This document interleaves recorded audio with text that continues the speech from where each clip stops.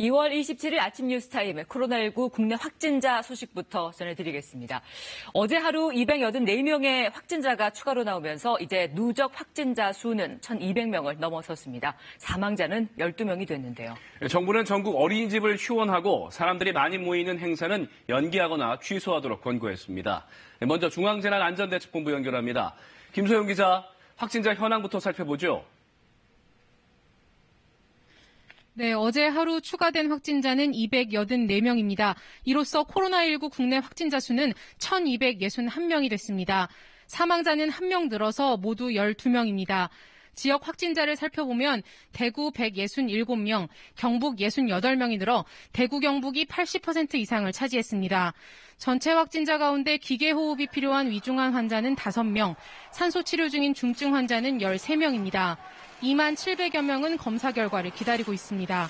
확진자 가운데 완치 판정을 받고 격리 해제된 사람은 오늘 2명 늘어 지금까지 24명입니다. 네, 오늘부터 전국 어린이집도 휴원에 들어가는데 보육 대책은 마련됐습니까? 네, 오늘부터 다음 달 8일까지 전국 어린이집이 휴원에 들어갑니다. 맞벌이 부부들의 경우 보육에 어려움을 겪을 것으로 예상되는데요.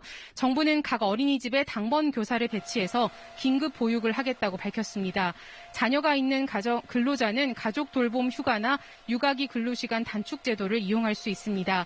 정부는 공공기관과 학교, 기업에서 시차 출퇴근, 재택근무 등 유연근무제를 적극 활용해달라고 말했는데요. 유연근무제를 시행하는 중소, 중견기업에는 노무비를 지원하기로 했습니다. 집단 행사 등에 대한 지침도 강화됐습니다.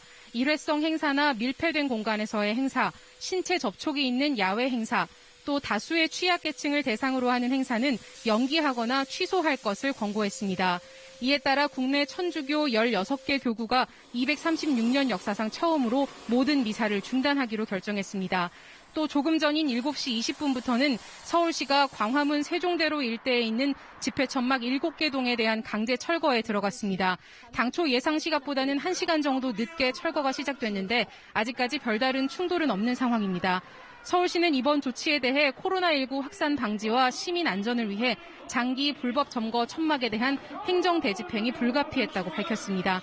지금까지 중앙재난안전대책본부가 마련된 정부 세종청사에서 KBS 뉴스 김소영입니다.